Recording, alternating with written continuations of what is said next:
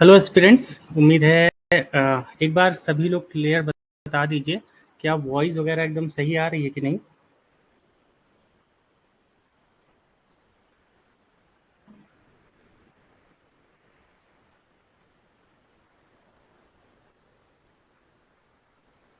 एक बार आप सभी प्लीज़ है ना चैट बॉक्स में ज़रूर बता दें, क्योंकि पहला दिन है तो बस मैं चाहता हूँ कि एकदम क्लियर हो जाए कि वॉइस वगैरह अच्छे से आ रहा है, आपको प्रेजेंट चीज़ें सही से हो रही हैं कि नहीं। बहुत बढ़िया रेखा जी, बिल्कुल अंशु, बॉबी, शिवांगी, बहुत बढ़िया। आप सभी का बहुत-बहुत स्वागत है। आज का पहला सेशन जीएस पेपर 2 तैयारी जीत की। और आप सभी को बधाई देता हूँ कि बस अब जो हमारी तैयारी है वो एकदम नए लेवल पे रहेगी। जितनी मेहनत मैं कर सकता हूँ ना वो मैं आप सबके पीछे ज़रूर करूँगा। हर एक बारीकियाँ जो यूपीएससी के लिए कोर एस्पिरेंट के लिए ज़रूरी होती है वो हर चीज़ मैं आपको दूँगा। बस आज जो चीज़ें मैं डिस्कस करने वाला हूँ वो सब चीज़ें ना आप एक कॉपी में अच्छे से नोट कीजिएगा, हर चीज़ को, है ना? तो उससे क्या होगा कि आप बहुत अच्छे से कनेक्ट कर पाएँगे और आगे के सेशंस कैसे चलते रहेंगे, उन सब की जानकारी मैं आपको आज दूँगा, ठीक है ना?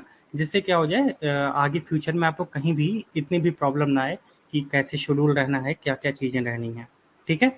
तो इसी के साथ शुरू करते हैं। ऑल द बेस्ट, ठीक है? तैयारी जीत की जीएस पेपर 2 आज हमारा शुरू हो रहा है। तो सबसे पहले देखिए, सबसे पहले ये बता दूँ कि जो क्लासेस का शेड्यूल रहने वाला है, वो कैसे रहने वाला है। जैसे आज मंडे है आपका, तो जीएस पेपर 2 की बात कर रहे हैं, ठीक है? तो जैसे आज मंडे है, तो मंडे जीएस पेपर 2 आपका चल रहा है शाम 7:30 बजे। फिर 1 दिन का गैप होगा, मतलब जो ट्यूसडे होगा, मंगलवार, उस दिन हमारी जीएस पेपर 3 चलेगा। क्या चलेगा? जीएस पेपर 3 चलेगा। इसलिए अगली क्लास हमारी वेडनेसडे को चलेगी, फिर उसके बाद फ्राइडे को चलेगी। तो हफ्ते में 3 दिन जीएस पेपर 2 और हफ्ते में 3 दिन आपका क्या चलेगा? जीएस पेपर 3, ठीक है?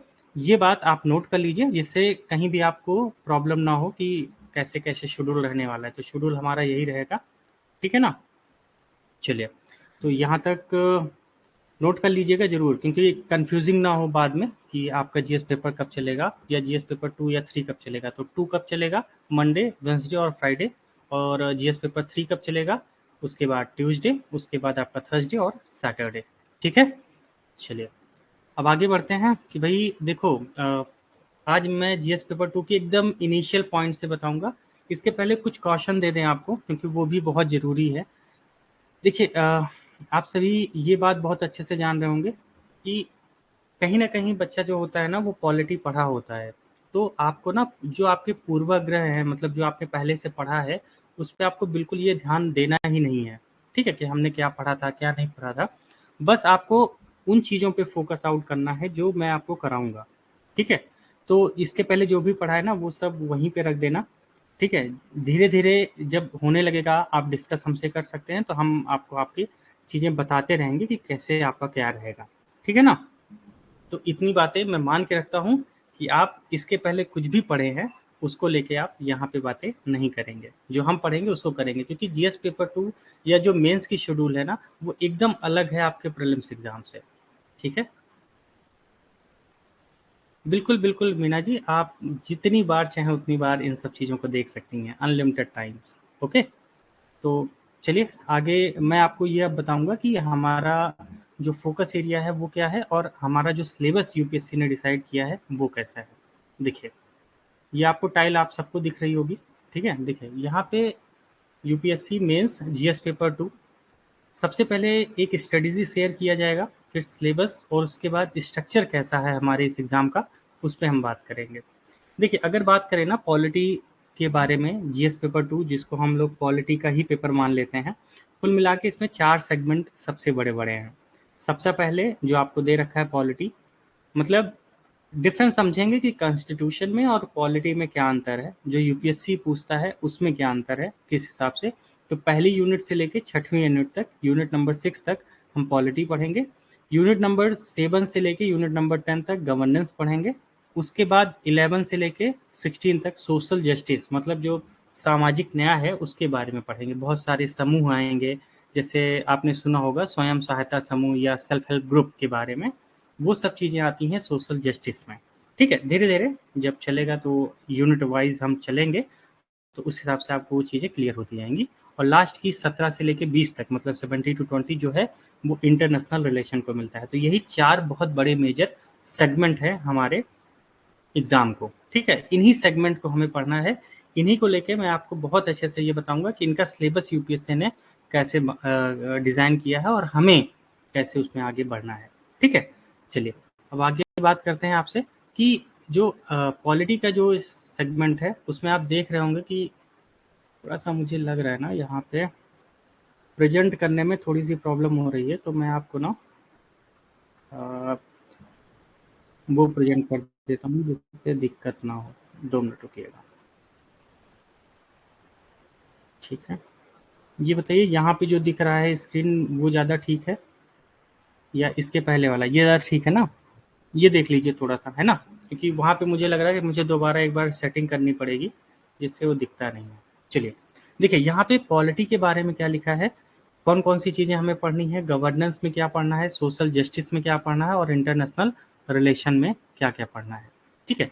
तो अगर पॉलिटी की बात करें तो आप सबसे पहले देख रहे होंगे कि इंडियन कॉन्स्टिट्यूशन थोड़ा इंग्लिश में है बस, लेकिन हिंदी वाले बिल्कुल आप टेंशन मत लेना कि ये इंग्लिश में है, ठीक है। कुछ भी इंग्लिश में नहीं है, कुछ भी हिंदी में नहीं है, सब कुछ ये मान के चलो एक लैंग्वेज का खेल है।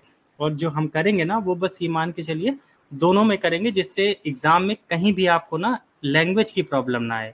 हिंदी में क्या होता है कि यूपीएससी कभी कभी ट्रांसलेशन गलत कर देती है, इसीलिए इंग्लिश के जो इम्पोर्टेंट वर्ड है ना वो जानना जरूरी है, इसीलिए जो सब्जेक्ट का मैंने चुनाव किया है वो थोड़ा सा इंग्लिश में है, ठीक है ना।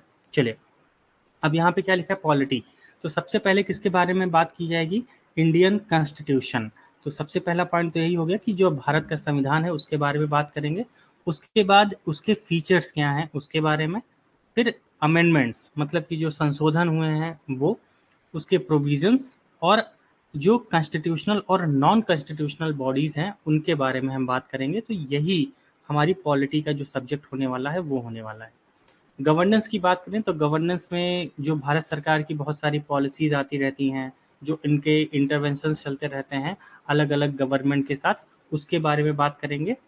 और गवर्नमेंट के अंदर कितनी ट्रांसपेरेंसी है उसके बारे में बात करेंगे, उसकी अकाउंटेबिलिटी कितनी है, अकाउंटेबिलिटी मतलब होता है जवाबदेहिता, उसके बारे में बात करेंगे।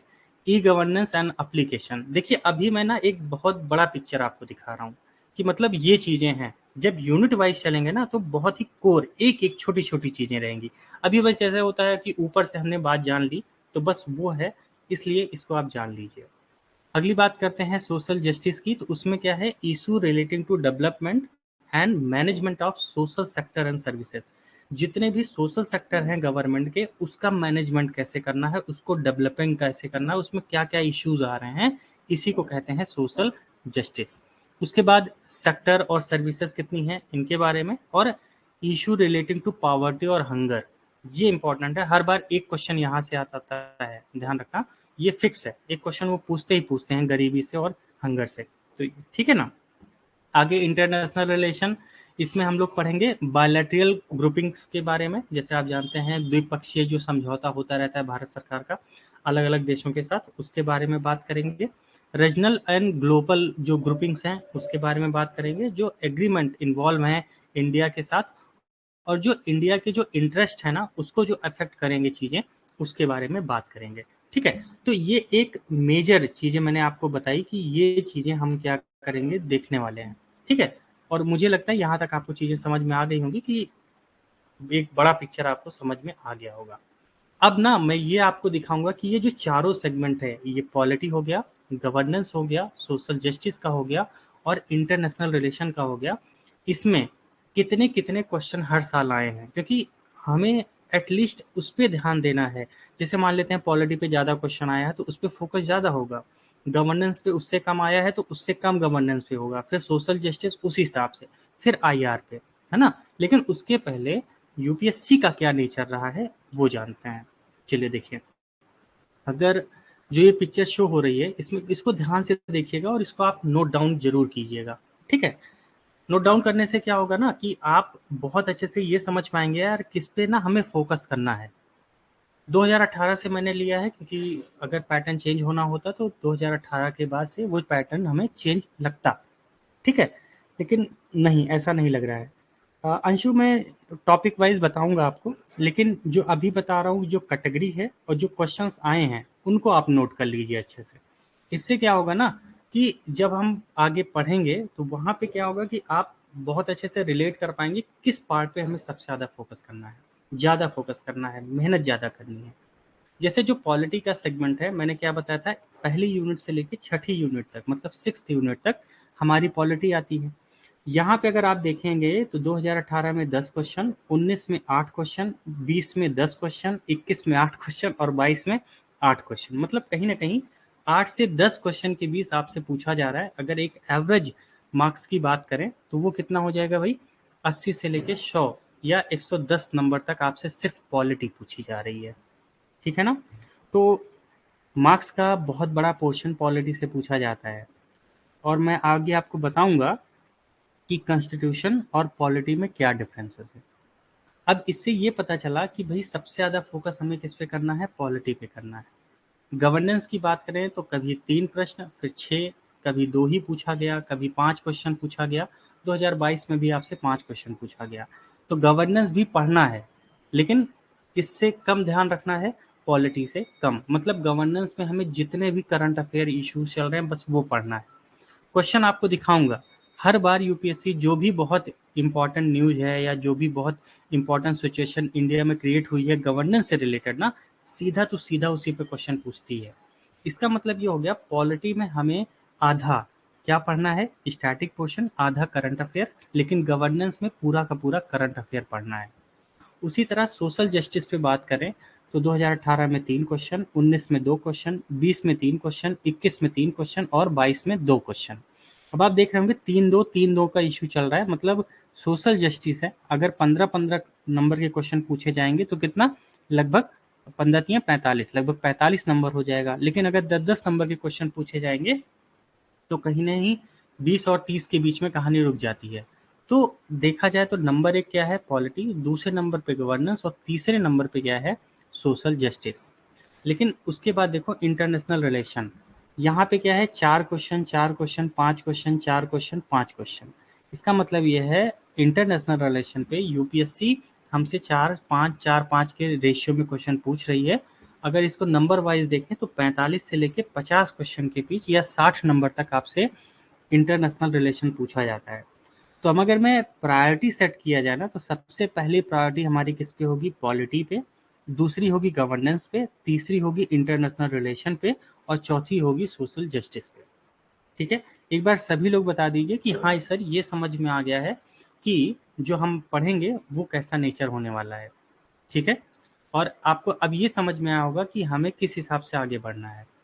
ठीक है, देखिए रेज हैंड का जो ऑप्शन आपको मिला है ना, उसको आप तभी यूज करेंगे जब आपको लगे कि कोई पर्सनल क्वेश्चन पूछना है तब। ठीक है, चलिए होने वाला है। ठीक है, बस अभी आपको अब ये समझ में आया होगा कि हमें किस हिसाब से आगे बढ़ना है। ठीक है, देखिए रेज हैंड का जो ऑप्शन आप,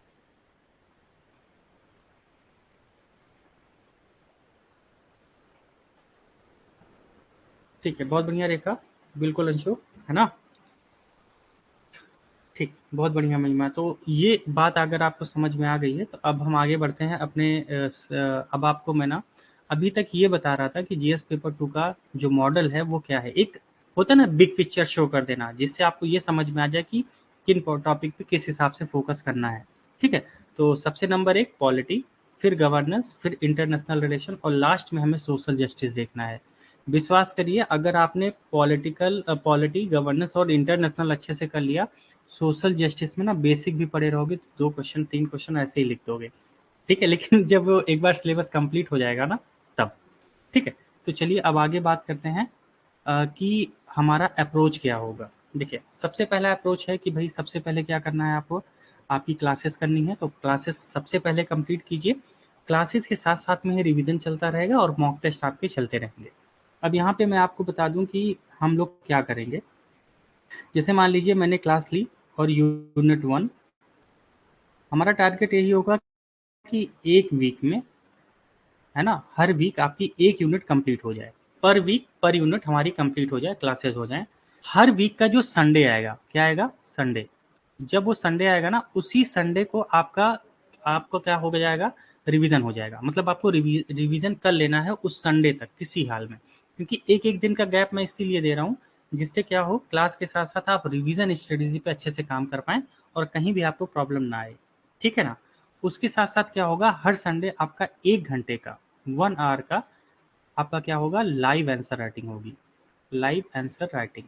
ठीक है, अब देखो लाइव आंसर राइटिंग का क्या मतलब है, अगर मैंने एक यूनिट आपको पढ़ा दी, आपने उसको रिवीजन भी कर लिया, तो लाइव आंसर राइटिंग में हम आपको 1 घंटे में 4 से 5 क्वेश्चंस देंगे लिखने को। आप उसी यूनिट से रिलेटेड टॉपिक्स आपसे पूछे जाएंगे, तो आप उसको अपने एंड पे, अपने ही घर पे लाइव हमारे साथ उसको 4 क्वेश्चन को आप लिखेंगे। और इसमें हम क्या करेंगे ना, आपको टॉपिक बता देंगे कि कितने टॉपिक पे आपसे क्वेश्चन पूछा जाएगा। तो इससे क्या होगा, आपका रिवीजन थोड़ा ईजी हो जाएगा। और जो स्टैंडर्ड टाइम है यूपीएससी का, उससे थोड़ा सा ज़्यादा ही आपको टाइम मिलेगा। तो आप क्या कर पाएंगे, उसको लिखेंगे और लिखने के बाद सीधी सी बात है, हम आएंगे मॉडल आंसर देंगे और जो कमियां आपकी रहेंगी वो हम दूर करेंगे। ठीक है, तो ये स्ट्रेटेजी हमारी होने वाली है। हर वीक में एक यूनिट कंप्लीट होगी, संडे तक आपको उसका रिवीजन कर लेना है और संडे को ही एक टाइम रख लेंगे और उस टाइम पे आपकी 1 घंटे की लाइव आंसर राइटिंग होगी। ठीक है, मुझे लगता है सब लोग रेडी हो, और इतना करना ही है, ध्यान रखना। ठीक, करना ही है, इसमें पीछे हटना ही नहीं है आप सभी को। चलिए अब आगे बात करते हैं कि अप्रोच क्या रहेगा आपका। देखिए हमने तो बता दिया कि हम क्लासेस भी लेंगे, लेकिन आपको क्या करना है। यहाँ पे अगर आप देख रहे होंगे तो सबसे पहले क्या लिखा है, नोट मेकिंग करनी है। लेकिन नोट मेकिंग कैसे करेंगे, दो चीज मिलेगी आपको, एक आपको मॉड्यूल मिलेगा, ठीक है, जो हम मॉड्यूल आपको देंगे, तो वो अभी क्लासेस के बाद या कल तक आपको इसी पोर्टल पे क्लास के नीचे एक पीडीएफ मिल जाएगी जो पूरी यूनिट 1 की होगी। इंग्लिश में भी होगा, हिंदी में भी होगा। तो आपको क्या करना है, उस पीडीएफ को डाउनलोड करना है, वो तो आपको मिल गया। लेकिन नोट मेकिंग आप वो करेंगे जो हम आपको सिर्फ यहाँ पे, मतलब स्लाइड पे जो आपको पढ़ा रहे हैं ना, इस स्लाइड पे आपको जो जो चीज़ें लिख के आएंगी उन सबको अपनी कॉपी में सेम उसी तरह नोट करना है। ठीक है, एकदम शॉर्ट, एकदम क्रिस्प। या कैसे बनाना है, फ्लो चार्ट पे, माइंड मैप से, ऐसे ही आपको बनाना है और ऐसे ही आपको रिवीजन करना है। जब आंसर राइटिंग का सेशन होगा उसके पहले एक क्लास में आपकी लूंगा, उसमें मैं आपको ये बताने वाला हूँ कि how to do answer writing. Answer writing करने के सबसे बेसिक फीचर्स क्या है जिसको आप लेके आगे बढ़ेंगे और बेस्ट से बेस्ट तरीके से आप आंसर राइटिंग करेंगे। ठीक है ना। तो शॉर्ट में जितना शॉर्ट हो सके उतना शॉर्ट हमें नोट्स रखना है, जिससे एग्जाम टाइम में आप रिवाइज कर पाएँ। उसके बाद हर 15 दिन पे उसको एक रिवीजन स्ट्रेटजी बनानी है, क्योंकि आपका टेस्ट लगातार हर हफ्ते चलता रहेगा। तो मान लीजिए 15 दिन का गैप हो गया, तो आपको हम टॉपिक बताएंगे कि किस पे पूछने वाले हैं क्वेश्चन, तो वो टॉपिक आपका रिवाइज होता चला जाएगा। और उसके साथ साथ करंट अफेयर का जो मामला है वो ऐड ऑन होता जाएगा। आपको करंट अफेयर की मैगजीन भी मिलेगी, वो भी रेडी हो गई है। बस ये मान चलिए 1 से 2 दिन में आपको वो भी, आपकी पार्ट 1 कुल मिला के जो करंट अफेयर की मैगजीन मिलेगी ना, उस पर भी बात कर लें।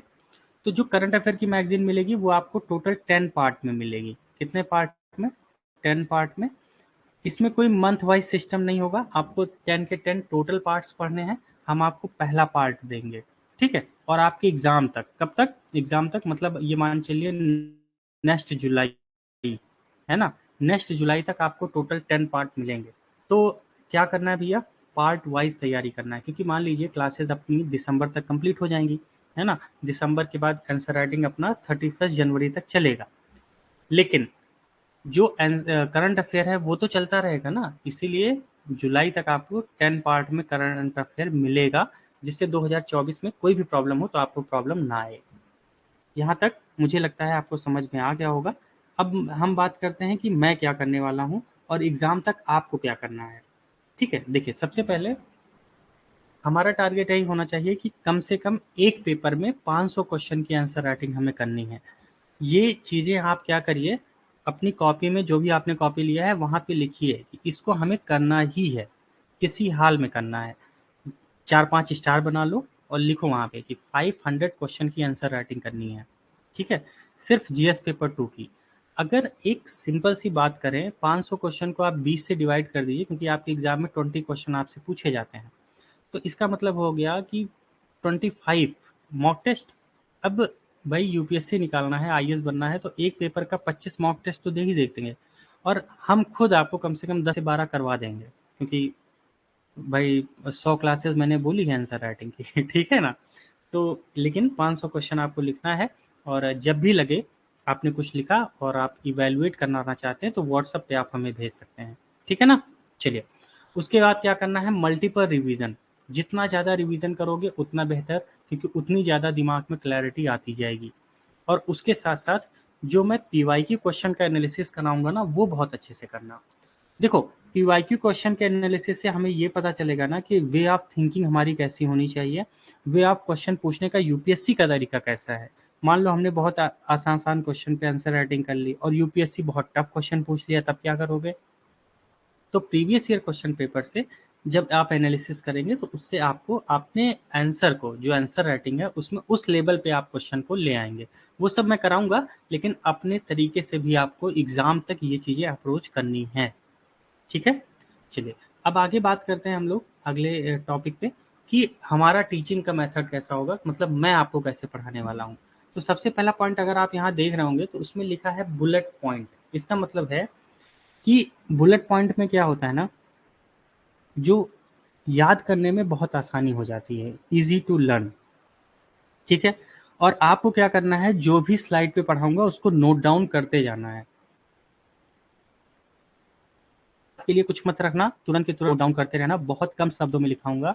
रीजन क्या होता है कि जो हमने मॉड्यूल दिया है उसमें डिटेल में सब कुछ है, लेकिन उतना डिटेल में एग्जाम में लिखना नहीं है। डिटेल मैंने इसलिए आपको दे दिया है कि अगर आपको ये न लगे कि मेरे पास कंटेंट की कमी है। सबसे बड़ी बीमारी बच्चों की यही रहती है कि उनको यही लगता है मेरे पास ज़िंदगी में सिर्फ कंटेंट की कमी है, ठीक है। तो वो आपको ऐसा फील ना हो, इसीलिए मॉड्यूल में सब कुछ होगा। लेकिन हम कैसे कराएंगे, बुलेट पॉइंट में, फ्लो चार्ट में, माइंड मैप में। फ्लो चार्ट से क्या होता है, चीज़ें हैंडल करना आसान हो जाता है, बड़ी चीज़ों को छोटे में लिख सकते हैं। और माइंड मैप क्या होता है, गोल ओरिएंटेड होता है कि हमें किस लेवल तक जाके पहुंचना है, ठीक है ना। तो मुझे लगता है यहाँ तक बहुत अच्छे से हो गया है। उसके बाद आपकी क्या रिस्पॉन्सिबिलिटी होगी, आपको हम कैसे जो है अकाउंटेबल करने वाले हैं, या आपकी जो जवाबदेही है वो कैसे रहेगी। सबसे पहले यही करना है कि अब धीरे धीरे 6 to 8 आवर्स की स्टडी रेगुलर वे पे आपको करना ही करना है। इतना नहीं करोगे तो प्रॉब्लम बन जाएगी। और जब आपका यूनिट कंप्लीट हो जाए, 2-3 यूनिट, तो डेली की डेली कोशिश कीजिए 5 क्वेश्चन आप लिखिए लिखिए। मान लीजिए जीएस पेपर का नहीं लिख रहे हो, ऑप्शनल तैयार कर रहे हो ना, उसका तो लिखो। अगर वो भी नहीं लिख रहे हो तो प्रॉब्लम आपके लिए होगी ही होगी। तो क्या करना है, डेली 5 क्वेश्चन आंसर राइटिंग कीजिए। जो बच्चा, एक ग्रुप में बना रहा हूँ व्हाट्सएप पे, जो लगता है कि वो ऑप्शनल के लिए 5 क्वेश्चन डेली लिख के भेज सकता है, तो वो व्हाट्सएप पे ये बोल दे कि हाँ सर मुझे उस ग्रुप में ऐड कर लीजिए, तो हम ऐड करेंगे। लेकिन ध्यान रखना, अगर आपका 2 दिन तक लगातार आपका आंसर राइटिंग नहीं आती है 5 क्वेश्चन की, तो हम क्या करेंगे, लीव कर देंगे। ध्यान रखिएगा, आपको निकाल देंगे ग्रुप से। तो ग्रुप में वही रहेगा जो डेली आंसर राइटिंग डाल रहा है। 2 दिन गैप अगर हुआ तो लीव कर देंगे, मतलब निकाल दिया जाएगा। तो जिसको जोड़ना है एकदम सीरियस होकर जुड़िएगा, क्योंकि 1 घंटे डेली आंसर राइटिंग करना बहुत ज़रूरी है, ठीक है। और प्रोकास्टिनेट नहीं करना है कभी भी। भविष्य के बारे में नहीं सोचना है कि मैं ये कर दूंगा, है ना, ये हो जाएगा, आज नहीं पढ़ेंगे तो कल कर लेंगे। इन सब चीज़ों से छोड़ दीजिए, अगर आईएएस बनना है तो, नहीं तो आपकी इच्छा, ठीक है। तो ये आपकी अकाउंटेबिलिटी है, आपकी जवाबदेहिता है कि साथ साथ में पढ़ते हुए क्या ये चीज़ें आप कर पा रहे हैं कि नहीं। मैं आपके लिए हर चीज़ करूँगा, लेकिन करना आपको पड़ेगा यूपीएससी निकालने के लिए। तो सबसे पहले 6 से 8 घंटे की पढ़ाई। दूसरा, 5 question daily answer writing WhatsApp group में आपको जोड़ दिया जाएगा, अगर आप डेली करने की क्षमता रखते हैं तो। सिर्फ 5 क्वेश्चन, बहुत बड़ी बात नहीं बोल रहा हूँ, ठीक है। और किसका, ऑप्शनल का। आपने अभी आप ऑप्शनल से शुरू कीजिए। और तीसरा, प्रोकास्टिनेट नहीं करना है, भविष्य के बारे में बिना मतलब की चिंताएं हमें नहीं करनी है, ठीक है। तो ये शुरुआत में इतना कॉशन देना मुझे लगता है आप सबके लिए बहुत ज़रूरी होता है, जिससे क्या हो कि जो गलत रास्ते पे जा रहे हैं वो ना जाए, ठीक है। बहुत बढ़िया। तो एक बार बता दीजिए सब ठीक है, और आप सब, तो हम शुरू करते हैं अपना यूनिट 1। एक बार बताइए भाई सभी लोग कि हाँ सर इतना रेडी करेंगे, और अपनी अकाउंटेबिलिटी आप निर्धारित करेंगे खुद से। सभी लोग रिप्लाई कीजिए कि हाँ सर बिल्कुल करेंगे, 100% करेंगे। 100% लिख के आना चाहिए। वैसे एडमिशन 25 बच्चों तक हुआ है, लेकिन 12 ही क्यों आए हैं समझ में नहीं आ रहा ठीक है, चलो कोई नहीं। अंशु बिल्कुल, बॉबी बिल्कुल, प्रवीण है ना। बहुत बढ़िया। चलिए, ठीक है ना? तो इतनी बातें ध्यान रखना है आप सबको। बिल्कुल महिमा, 100%। बहुत बढ़िया। ठीक है? तो हम लोग शुरू करते हैं भई अपनी बिल्कुल नारायण, बिल्कुल लाल कृष्ण, बिल्कुल, बिल्कुल। बहुत बढ़िया, बहुत बढ़िया। चलिए, अब शुरू करते हैं हम लोग अपनी यूनिट 1 की तरफ। बिल्कुल गायत्री, आइए।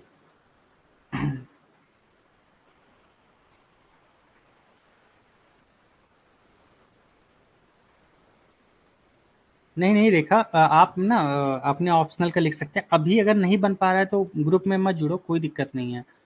जब आप करने लगिएगा ना, जब आपको लगे कि अब मैं कर सकती हूँ, तब आप जुड़िएगा, कोई दिक्कत नहीं है। ठीक है? चलिए, अब शुरू करते हैं यूनिट 1। तो आप बड़ा-बड़ा देख सकते हैं, क्या लिखा है भई यहाँ पे? लिखा है भारतीय संविधान का ऐतिहासिक आधार, विकास, विशेषताएँ, संशोधन और महत्वपूर्ण प्रावधान और बुनियादी संरचना। ठीक है? ये यूनिट 1 जो यूपीएससी के द्वारा बताई गई है, जीएस पेपर 2 में, इंडियन कॉन्स्टिट्यूशन, उसका हिस्टोरिकल जो बेसिस रहा है वो, इवैल्यूएशन मतलब जो उसका विकास हुआ, कैसे हुआ, उसके फीचर्स क्या हैं मतलब उसकी विशेषताएँ, अमेंडमेंट्स क्या-क्या हुए हैं। हर अमेंडमेंट नहीं पढ़ना है, बहुत ही इम्पोर्टेंट जो अमेंडमेंट्स हैं वो पढ़ने हैं। इम्पोर्टेंट प्रोविजंस और बेसिक स्ट्रक्चर्स को हमें बहुत अच्छे से कंप्लीट करना है, यही पहली यूनिट कही गई है। लेकिन एग्ज़ाम के अंदर ना बहुत ही अलग लेवल पे क्वेश्चंस आते हैं, लेकिन वो भी समझेंगे। लेकिन अब मैंने क्या बोला, मैंने शुरुआत में आपको एक बड़ी पिक्चर दिखाई थी पॉलिटी की। तो जो पहली यूनिट है ये प्योर पॉलिटी की है। पॉलिटी मतलब आप अलग कह सकते हो, पॉलिटी थोड़ा गवर्नेंस का पार्ट ज़्यादा होता है। अभी हम बात करेंगे कि सिर्फ कॉन्स्टिट्यूशन की। तो यूनिट 1 आपकी किससे लगती है? कॉन्स्टिट्यूशन से लगती है। अब यूनिट 1 का जो पूरा सिलेबस है ना, अब उस पे चर्चा करते हैं कि सिलेबस में कितने डीप तक हमें करना है। तो देखिए, सबसे पहले क्या लिखा है भई? लिखा है ऐतिहासिक आधार और उसका विकास। तो इसके अंदर आप देख रहे होंगे जैसा कि सबसे पहले क्या है? विनियमन अधिनियम 1773 के स्वतंत्रता अधिनियम 1947 तक जितने भी रेगुलेटिंग एक्ट पास किए गए थे, किसके द्वारा? ब्रिटिशर्स के द्वारा। वो सभी एक्ट हमें पढ़ना है। तो 1773 एक्ट से लेके फ्रीडम एक्ट 1947 तक। लेकिन ध्यान रखिएगा, जो आपका मॉड्यूल है ना उसमें मैंने सब कुछ दे रखा है। लेकिन जब हम यहाँ पढ़ेंगे ना तो यहाँ मैं आपको एक मान के चलिए एक पेज में सभी कंप्लीट करा दूंगा। 1973 से लेके 1947 तक पूरा खाका आपका एक पेज में होना चाहिए। अगर एक पेज से बड़ा आपका वो बन रहा है क्या, नोट्स, तो आप समझ लीजिए आप यूपीएससी के छात्र नहीं हैं। ठीक है? अब ये थोड़ी बात और लग सकती है आपको, लेकिन यही सत्य है। कभी यहाँ से यूपीएससी क्वेश्चन पर पूछती नहीं है जल्दी। लेकिन हमें इतना पता होना चाहिए कि हम अपने उत्तर को किसी भी तरह करके 150-250 शब्द तक लिख पाएँ। इसीलिए सिर्फ एक पेज इस पे खर्चा करेंगे। अगला है कंस्टिट्यूएंट असेंबली, जिसे संविधान सभा कहा जाता है। बेसिक बातें समझेंगे, कुछ नहीं पढ़ना इसमें हमारे मेंस के लिए, क्योंकि इस पे ना यूपीएससी प्रीलिम्स पे क्वेश्चन पूछ लेती है कभी-कभी। ठीक, आगे है उद्देश्य संकल्प। देखो, ऑब्जेक्टिव रेजोल्यूशन होता क्या है कि जब हम एग्ज़ाम में अपने कंक्लूज़न लिखते हैं ना, तो वहाँ पे ऑब्जेक्टिव रेजोल्यूशन की बात करेंगे कि हमारा जो हमारा कॉन्स्टिट्यूशन है, उसका ऑब्जेक्टिव क्या है। तो जो ये उद्देश्य संकल्प है, बस उसके लिए हम यूज़ करेंगे, उससे ज़्यादा हमें पढ़ने की ज़रूरत है ही नहीं, क्योंकि इतना है ही इसमें। आगे बात करेंगे संविधान का अधिनियम और प्रवर्तन, मतलब जो इनैक्टमेंट है, जो इन्फोर्समेंट हो रहा है कॉन्स्टिट्यूशन का, वो कैसे हो रहा है, कितने लेवल तक हम कॉन्स्टिट्यूशन को अभी तक जीवंत कर पाए हैं, मतलब सोसाइटी में लगा पाए हैं, और लोगों को कितना हमारे कॉन्स्टिट्यूशन के बारे में पता है।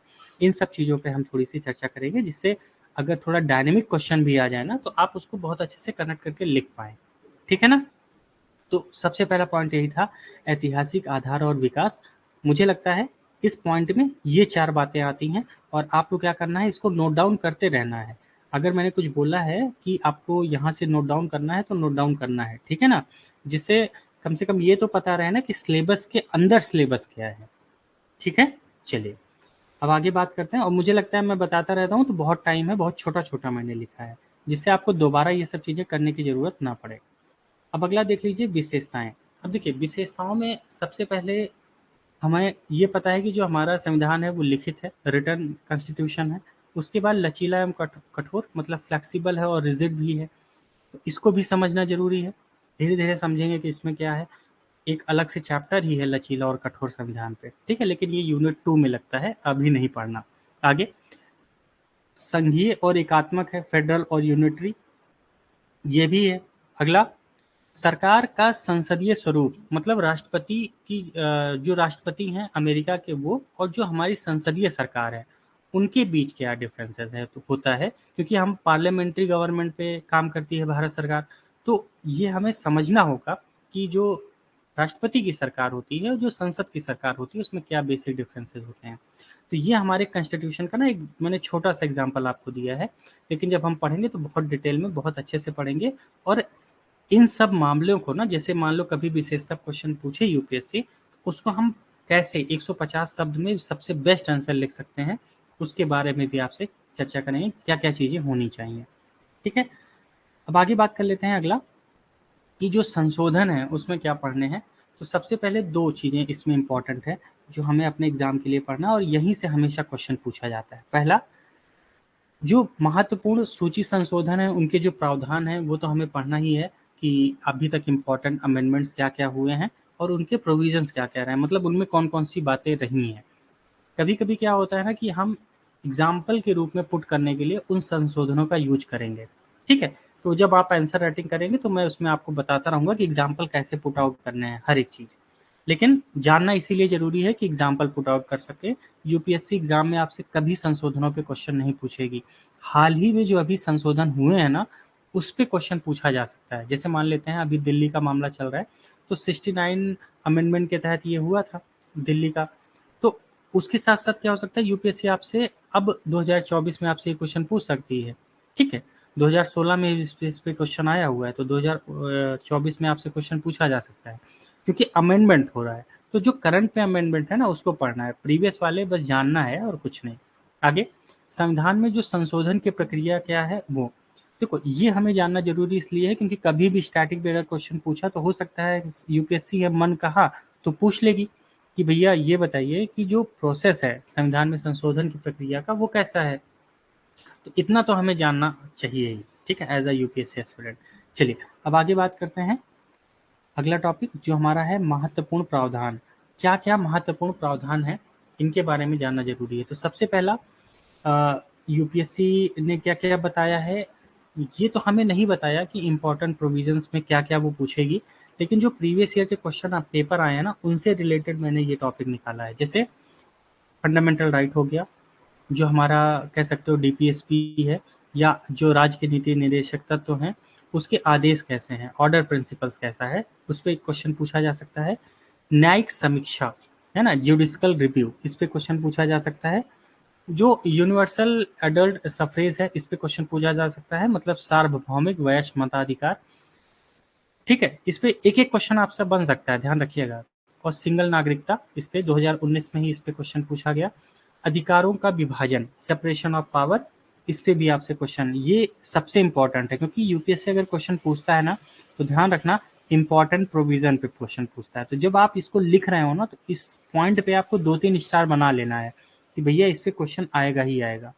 जब भी यूनिट 1 से क्वेश्चन पूछेगा तो इन्हीं टॉपिक से क्वेश्चन आने वाला है, ये बात ध्यान रखिएगा, ठीक है। मोस्ट इंपॉर्टेंट यूनिट आपकी यूनिट 1 में यही पार्ट है, प्रमुख प्रावधान, इंपॉर्टेंट प्रोविजन। स्टार बना लो, ध्यान रखना स्टार बनाने से क्या होता है, ये पता चलता है कि भाई ये सेगमेंट जो है वो बहुत इंपॉर्टेंट है और यही इतने जो 6 पॉइंट लिखे हैं यही इतना हमें अच्छे से करना है, ठीक है। चलिए अब मुझे लगता है यहाँ तक आपको सब कुछ समझ में आ गया होगा कि जो यूनिट यूपीएससी ने जो सिलेबस डिसाइड किया था उसमें हमने सब कुछ देख लिया, ठीक है। मतलब जो ये बताया गया है भारतीय संविधान, उसका ऐतिहासिक आधार, विकास, विशेषताएं, संशोधन, महत्वपूर्ण प्रावधान और बुनियादी संरचना, हमने उसके ना जो बेसिक पॉइंट्स हैं उसको तोड़ लिया है। ध्यान रखना तोड़ा किस बेस पे है, यूपीएससी के प्रीवियस ईयर क्वेश्चन पेपर के आधार पे, ठीक है ना। चलिए अब हम लोग आगे बात करेंगे कि भाई सीधी सी बात है कि ये जो कॉन्स्टिट्यूशन है ना वो होता क्या है, ठीक है, ध्यान रखिएगा, क्योंकि है ना, कॉन्स्टिट्यूशन क्या है, संविधान क्या है। अब देखिए अगर संविधान की बात करें, देखो एकदम बेसिक से चल रहा हूँ, ठीक है, तो ये कभी मत सोचना कि क्या पढ़ा रहे हैं, विश्वास करो धीरे धीरे आपको हर चीज़ बहुत अच्छे से समझ में आएगी कि इसका यूज हम कैसे करेंगे, ठीक है। पढ़ना कम होता है, उसका यूटिलाइजेशन सबसे ज़्यादा करना होता है। इस बात को अगर समझ गए तो थोड़ा-सा यूपीएससी की जनरी आपके लिए आसान हो जाएगी। ठीक है ना? तो सबसे पहले समझते हैं व्हाट इज़ द कॉन्स्टिट्यूशन, संविधान क्या है? तो सबसे पहले बात तो यही ध्यान रखना, उसमें सेट ऑफ रूल्स होता है, नियमों का समुच्चय है। क्योंकि आप जानते होंगे शुरू से पढ़ेंगे तो सिर्फ नियम, नियम, नियम है ना? और कितने अनुच्छेद हैं? शुरुआत में जानते हो एक अनुच्छेद से लेके 395 अनुच्छेद थे। मतलब कि पहला जो हमारा क्या कह सकते हो उसको, अनुच्छेद 1 से लेके 395 तक अनुच्छेद हैं। उन सब में सिर्फ क्या लिखा है? नियम, कानून, है ना? अब दूसरा, संविधान की सर्वोच्चता होनी चाहिए। मतलब जो संविधान है वो क्या है? सर्वोच्च विधि है। इससे बड़ा कोई लॉ इंडिया में नहीं है। तो विधि का शासन है, मतलब रूल ऑफ लॉ है। और ये जो रूल ऑफ लॉ है वो कैसे हैं? सुप्रीम है। ये बात भूलना मत, जब भी कभी कॉन्स्टिट्यूशन के बारे में कभी डिबेट हो ना, अगर आपसे पूछा जाए संविधान की एक ऐसी खासियत बता दीजिए जिसके सामने सब कुछ धराशायी है, तो बस एक बात बता देना, संविधान जो है वो सर्वोच्च विधि है, मतलब सुप्रीम लॉ है। इससे बड़ा लॉ इंडिया में है ही नहीं। भले ही सुप्रीम कोर्ट कुछ भी कहे या जो पार्लियामेंट है वो कुछ भी कहे, वो सब किसके सामने घुटने टेक देते हैं? और वो संविधान के सामने। तो इसीलिए भारत में सर्वोच्च विधि है, सुप्रीम लॉ है क्या? संविधान। ठीक है। और उसके बाद जो संविधान है ना, उसके अंदर ही सरकार के जो विभिन्न अंग हैं उनकी शक्तियों का भी उल्लेख किया गया है और उसको प्रतिबंधित भी किया गया है। ये बात ध्यान रखना। ठीक है। अगर आपसे ये पूछ ले कि संविधान क्या होता है, तो आप इन सब बातों को ना बहुत अच्छे से किसी को बता सकते हैं कि भाई देखो, संविधान में नियमों का समुच्चय है, सर्वोच्च विधि है ये, और जो सरकार के विभिन्न अंग हैं उन सभी अंगों का, शक्तियों का उल्लेख भी है। और उस पे प्रतिबंध भी लगाया गया है कि रिस्ट्रिक्शंस भी लगाई गई है। अगर रिस्ट्रिक्शंस ना लगाई गई होती तो सीधी सी बात है, जो गवर्नमेंट है उसके पास जो पावर होती वो अनलिमिटेड पावर होती है कि नहीं? इसीलिए उस पे क्या लगाया गया है? रिस्ट्रिक्शंस लगाई गई हैं। आगे बात करें तो वो क्या है? एक आदर्श है, यानी कि दर्शन है। दर्शन मतलब फिलॉसफी, है ना? एक फिलॉसफी भी है संविधान, क्योंकि जानते ही हो जितने भी जो संविधान निर्माता थे उन्होंने क्या किया? अपनी अपनी फिलॉसफी दी और उन सभी फिलॉसफी को जोड़ा गया है संविधान में।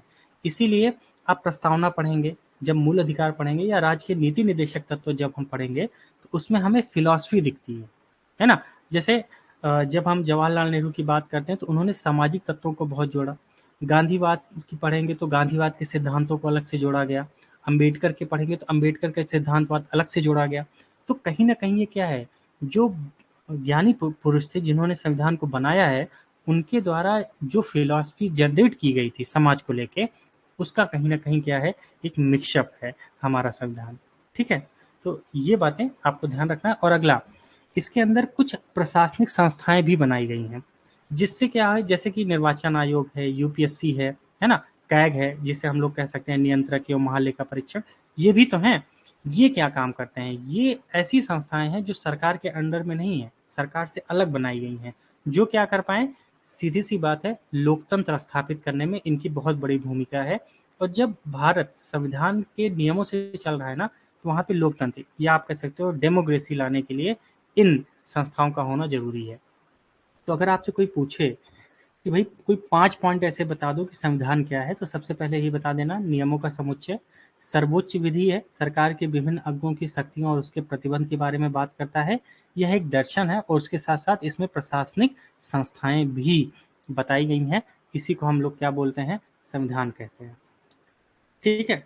यहाँ तक ये बताइए आप सबको समझ में आया कि नहीं? एक बार बताते चलो जिससे कनेक्टिविटी बनी रहे, नहीं तो पता चले हम ही बोल रहे हैं और आप नहीं। एक बार बताइए समझ में आया कि नहीं यहाँ तक? कोई दिक्कत हो तो आप सभी प्लीज़ कमेंट बॉक्स में पूछ सकते हैं। नहीं तो एक बार मैसेज ज़रूर कीजिए।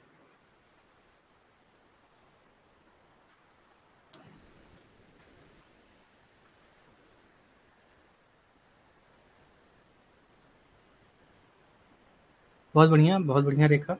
Very good Anshu. ठीक है, तो बिल्कुल महिमा, है ना? चलिए, वेरी गुड। अब हम लोग बढ़ते हैं ना थोड़ा। मैं फिर से कह दे रहा हूँ, हमारा जो मेंस का पढ़ने का तरीका है वो प्रीलिम्स से बिल्कुल अलग है। बिल्कुल, बिल्कुल, बिल्कुल अलग है। कोई ये कह ही नहीं सकता है कि भैया जो मेंस है वो प्रीलिम्स है, बिल्कुल नहीं। हाँ, ये मैं कह सकता हूँ, मेंस पढ़ने से प्रीलिम्स आपका मजबूत होगा, लेकिन प्रीलिम्स पढ़ने से मेंस कहीं का कहीं मजबूत नहीं होता है, बस कुछ आर्टिकल वगैरह ये याद हो सकते हैं बस, इसके अलावा आप कुछ नहीं कर पाएंगे। बहुत बढ़िया नारायण, बिल्कुल दीपक, बिल्कुल दिनेश जी, बहुत बढ़िया, है ना। चलो अब आगे बात करते हैं कि 2 मिनट, चलिए अब हम लोग बात करेंगे ना कि जो संविधान है उसके नीचे भी कुछ विधि दे रखी होती हैं। जैसे संविधान क्या है, वो सुप्रीम लॉ है ना, सुप्रीम लॉ है, लेकिन जो संविधान है ना उसके नीचे भी बहुत सारी विधियां हैं, बहुत सारे लॉ बनाए गए हैं जिन्हें हम स्टैट्यूटरी या पार्लियामेंट्री लॉ कहते हैं, मतलब जो संसदीय विधि है उसे कहते हैं। एक बात ध्यान रखना, यहाँ पे स्टैट्यूटरी बोले या पार्लियामेंट्री लॉ बोले, ठीक है, तो याद रखना, या डेमोक्रेसी लॉ बोले, क्या बोले, डेमोक्रेसी लॉ, तो ये सब लिख लो कि अगर कभी भी यूपीएससी में क्वेश्चन में स्टैट्यूटरी, पार्लियामेंट्री या डेमोक्रेसी लॉ आए तो उन सभी को ध्यान ही रखना, एक ही शब्द बोलते हैं, वो क्या बोलते हैं, पार्लियामेंट्री या स्टैट्यूटरी लॉ, मतलब संसद के द्वारा बनाई गई कोई नियम। इसका मतलब ये है ना, ये चीजें हमारे कॉन्स्टिट्यूशन में ही दे रखी हैं। पार्लियामेंट इन सब नियमों को बनाता है जिससे क्या हो पाए, जो कार्यपालिका है, जो हमारी एग्जीक्यूटिव है, वो क्या कर पाए, बहुत अच्छे से देश को चला पाए। इसीलिए इन सभी विधियों को बनाया जाता है। ठीक है, तो ये जो एक्ट है वो किसके द्वारा पारित किए गए हैं, बनाए गए हैं पार्लियामेंट के द्वारा। ठीक है, ध्यान रखना। जैसे कुछ एग्जाम्पल यहाँ पे देखिए आप के सामने लिखा है। सबसे पहला क्या है, क्रिमिनल लॉ, जिसे हम फौजदारी कानून कहते हैं, कॉन्ट्रैक्ट लॉ, है ना, लेबर लॉ जिसे श्रम कानून, कंपनी लॉ, या फिर जो आप जानते होंगे सूचना अधिकार का अधिनियम, राइट टू इंफॉर्मेशन एक्ट। ये सभी जो एक्ट बनाए गए हैं ये किसके द्वारा बनाए गए हैं भाई, पार्लियामेंट के द्वारा बनाए गए हैं। तो ये संवैधानिक नहीं है, लेकिन संविधान से नीचे आते हैं। क्यों नीचे आते हैं, क्योंकि इनके द्वारा भी कहीं ना कहीं हमारा देश चलता है। अब भाई कोई क्रिमिनल बंदा है, अगर उसने क्या किया, किसी की हत्या कर दी या लूटपाट कर दिया, तो उसके ऊपर क्रिमिनल केस लगेगा ना, तो वो तो संविधान में नहीं है। तो संविधान में नहीं है तो कहाँ है, संविधान के नीचे है, जिसे हम कहेंगे लॉ बिलो द कॉन्स्टिट्यूशन। जैसे कि बहुत सारे एक्ट आप देख सकते हैं, ठीक है ना। मुझे लगता है ये बातें बहुत अच्छे से आपको समझ में आ गई होंगी। अब आगे हम लोग बात करते हैं कि भाई जो इसके अंदर जो हमने यहाँ पढ़ा था, एक चीज ध्यान रखिएगा, विधि का शासन, इसका क्या मतलब है। जब आपसे ये कहा जाए कि विधि का शासन क्या होता है, तो आप कैसे उसको बताएंगे। और जो अभी मैं आपको स्लाइड बता रहा हूँ, जो फ्लो चार्ट बना के दे रहा हूँ, ऐसे ही आपको एग्जाम में नोट करके और ऐसे ही आपको दिखा के आना है। इस बात को ध्यान रखना जो अभी बताऊंगा, ठीक है। तो जब भी विधि के शासन पे क्वेश्चन आएगा तो आप इस चीज को जरूर एग्जाम में बना के आएंगे। सबसे पहले जो विधि है वही सर्वोच्च है, क्योंकि विधि का शासन क्या है, हमारे कॉन्स्टिट्यूशन का, ठीक है। तो ध्यान रखना, सबसे क्या है, सर्वोच्च है, लॉ सुप्रीम है इंडिया में। उसके साथ साथ ये क्या करता है, गवर्नमेंट को सीमित करता है, क्योंकि अगर गवर्नमेंट सीमित नहीं होगी तो लॉ का कोई मतलब तो है ही नहीं। ये बात आप समझ ही रहे होंगे, है ना।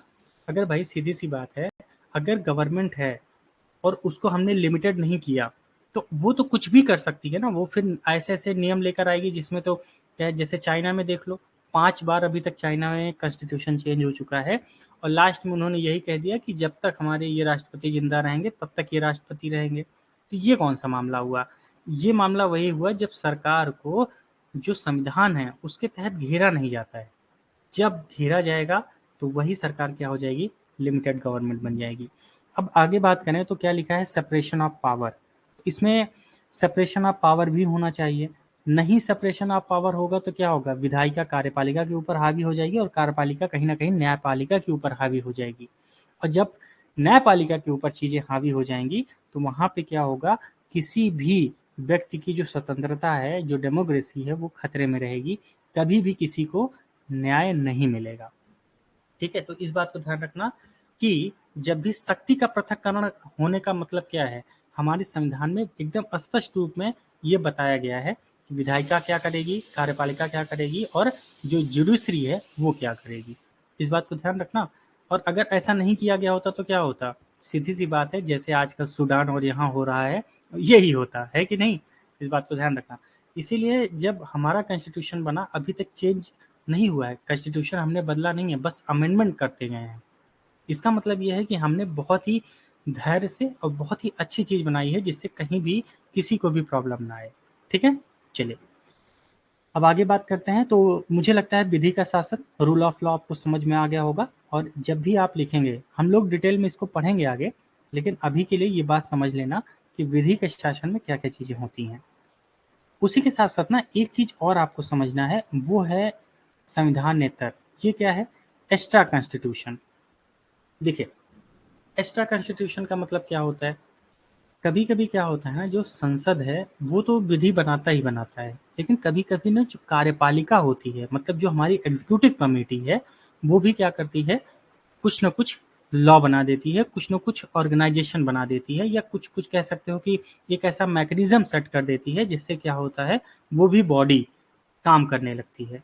उसे हम बोलेंगे संविधानेतर। इसका मतलब हो गया एक्स्ट्रा कॉन्स्टिट्यूशन।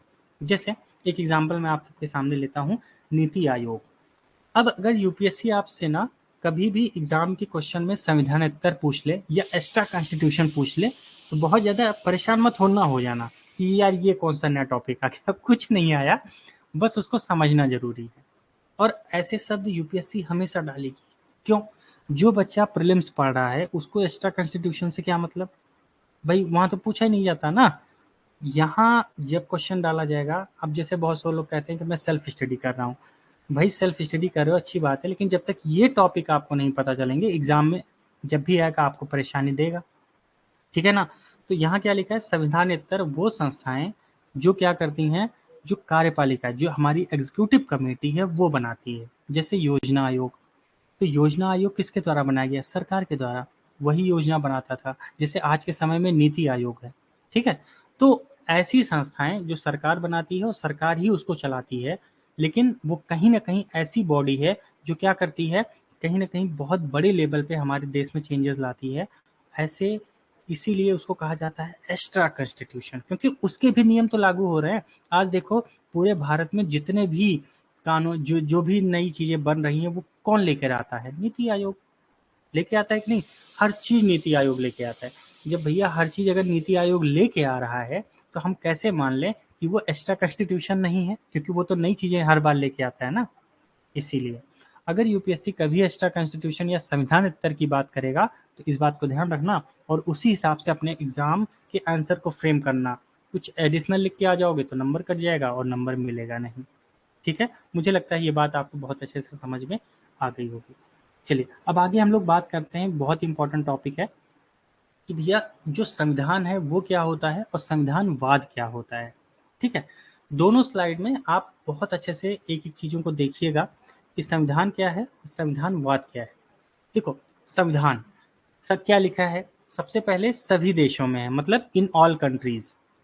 इसका ये मतलब हुआ कि जो संविधान है ना वो तो हर एक देश में होता है। भाई इंडिया में भी है, पाकिस्तान में भी है, North Korea, South Korea, Sudan, हर जगह है ना। तो कॉन्स्टिट्यूशन हर जगह होता है। अब आगे लिखा है किसी गैर लोकतांत्रिक देश में भी हो सकता है। There may be a constitution in a non democratic country. जैसे चाइना नॉन डेमोक्रेटिक कंट्री है, लेकिन वहां भी संविधान है ना। याद रखना, संविधान हर जगह है। किसी भी गैर लोकतांत्रिक या नॉन डेमोक्रेटिक कंट्री में भी कॉन्स्टिट्यूशन हो सकता है। लेकिन संविधानवाद की बात करते हैं, कुछ ही देशों में है। संविधान के साथ शासन लोकतांत्रिक होता है। जैसे मान लो ऐसी कोई गवर्नमेंट, ठीक है, जो क्या होता है, उसके इर्द गिर्द सिर्फ क्या है, कॉन्स्टिट्यूशन। तभी उसे हम कहेंगे कि वह क्या है, संविधानवाद है या संविधान की सही परिकल्पना है। अगर कोई गवर्नमेंट है, उसने कोई डिसीजन लिया जहाँ पे जो संविधान है उसकी बात ही नहीं माना, उसको जीरो कर दिया। जहाँ उसको जीरो किया, इसका मतलब ये हुआ वहाँ पे संविधानवाद नहीं है। वहाँ पे कुछ लोग हैं जिनकी जो शक्ति है वो सबसे ज्यादा है। अगर यूपीएससी ये कभी पूछ ले कि संविधान और संविधानवाद में अंतर बताते हुए ये बताइए कि भारत में संविधानवाद कहाँ तक पहुंचा है, फ्यूचर क्वेश्चन है ये, मान लीजिए कभी भी पूछा जा सकता है कि संविधान और संविधानवाद में क्या अंतर है और भारत में संविधानवाद कहाँ तक पहुंचा है, इसकी परिकल्पना को बताइए। अब आपसे ये क्वेश्चन 120 150 शब्दों में पूछ लिया गया, तो आप कैसे लिखोगे? तो आपको बेसिक डिफरेंस पता होना चाहिए कि संविधान और संविधानवाद में क्या अंतर है। ठीक है? तो जब कोई गवर्नमेंट संविधान के दायरे से घिरी होती है तो संविधानवाद, अगर नहीं घिरी है तो संविधान। जैसे अगला पॉइंट लिखा है, संविधान नागरिकों की स्वतंत्रता अनुपस्थिति हो सकती है। बिल्कुल। और लेकिन यहाँ पे क्या होगा, जो नागरिक हैं उनकी स्वतंत्रता और उनके अधिकार का ही महत्व दिया जाता है। जैसे अपने यहाँ मौलिक अधिकार है ना, डीपीएसपी से भी कुछ चीज़ें ला के उठा के डाली जा रही हैं। तो ये क्यों है? क्योंकि हम संविधान को ही तवज्जो देते हैं, वही क्या है सुप्रीम लॉ है। अब आगे क्या लिखा है? नंबर 3 पॉइंट देखिए, संविधान हो सकता है लेकिन जो सर्वोच्च सत्ता है वो किसके हाथ में होगी? सीधी सी बात है, वहाँ के शासक। जैसे सऊदी अरबिया, संविधान है लेकिन सबसे बड़ी सत्ता किसके हाथ में है? वहाँ का जो शासक है। लेकिन भारत में ऐसा नहीं है। भारत में क्या है, संविधान की सर्वोच्चता है। तो ये कहा जा सकता है कि जो इंडिया की जो कॉन्स्टिट्यूशन है वो कैसा है भाई, संविधानवाद है, मतलब कॉन्स्टिट्यूशनलिज्म है अपने यहाँ। ठीक है, इस बात को ध्यान रखना। और लास्ट में, शासन असीमित और निरंकुश हो सकता है संविधान के केस में, क्योंकि संविधान तो हर जगह है, लेकिन जब तक उसको अच्छे से फॉलो नहीं करेंगे तब तक वो संविधानवाद या कॉन्स्टिट्यूशनलिज्म नहीं बनता है।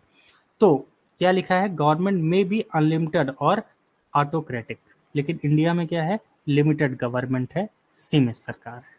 ठीक है, तो ये बेसिक डिफरेंसेस हैं, ये आपको समझना बहुत जरूरी है, क्योंकि धीरे धीरे ना इसी तरह पहले मैं क्या करूँगा, आपकी जो बेसिक टर्मिनोलॉजीज हैं इसकी कॉन्स्टिट्यूशन की वो कंप्लीट होगी, तो फिर हम लोग आगे आगे धीरे धीरे बढ़ेंगे।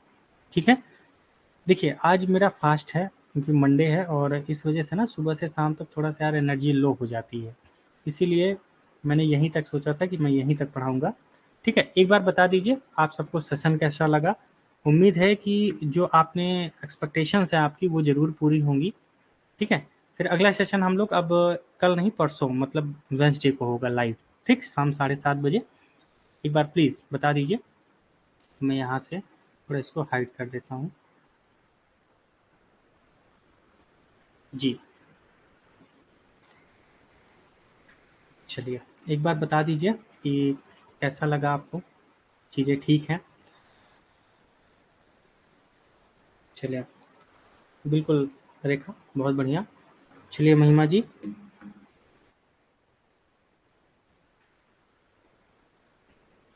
बिल्कुल, बिल्कुल। बिल्कुल गायत्री, बहुत बढ़िया भाभी। चलिए दिनेश जी, बिल्कुल, बिल्कुल। बिल्कुल शिवांगी, है ना? तो आप सभी क्या कीजिए, इसको अच्छे से इसकी जो वो है इसको नोट डाउन कर लीजिएगा। क्लास आप कितनी बार भी दे सकते हैं, कहीं दिक्कत नहीं आएगी। बस कॉन्सेप्ट को एक-एक कॉन्सेप्ट हम बारीकी से ना एक-एक धागा जैसे उलझा होता है उसको खोलेंगे। खोल-खोल के जब आंसर राइटिंग करेंगे ना आपको खुद लगेगा कि हम वो कोर चीज़ पढ़ रहे हैं ना जो कहीं नहीं मिलता है। ठीक है? आपको मज़ा आएगा। नहीं प्रवीण, जो जीएस पेपर 3 है ना वो अभी थोड़ा-सा हफ्ते 10 दिन बाद चलेगा। ठीक है? थोड़ा-सा रुकिए। ठीक है? इसलिए आपको सब कुछ बताया जाएगा, चिंता नहीं कीजिए।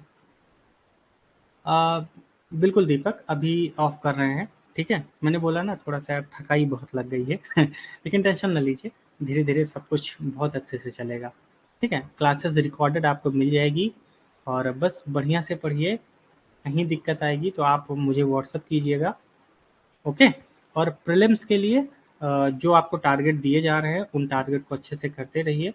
ठीक है, जिससे प्रीलिम्स का भी एक अब बहुत अच्छे से स्ट्रक्चर बना रहे। ठीक, तो अब आपसे हम कब मिलेंगे भाई? परसों वेंसडे को शाम 7:30 बजे। ठीक है, चलिए all the best, bye, good night.